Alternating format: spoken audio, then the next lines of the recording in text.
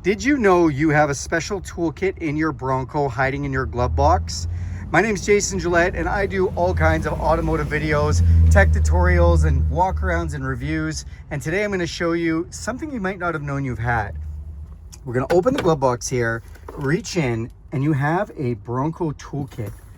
What is this? Well, this toolkit has everything you need to take your doors and your roof off. Now let's watch me struggle with one hand as I try to film as well as open this up. Now these tools are great and they've got more room for extra things if you want, because some people like to, carry different things, but it does have the essentials. So it has whatever you need for your Torx to be able to take off the different bolts, for your sockets in there, and a little ratchet as well.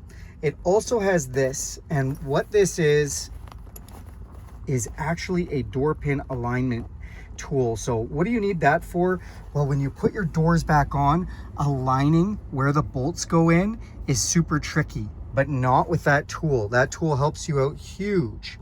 All right, you guys, well, I just wanted to show you that. It's quick and easy. Thanks a lot for watching this video. Do me a huge favor and click subscribe to this channel. If you like this video, give it a big thumbs up.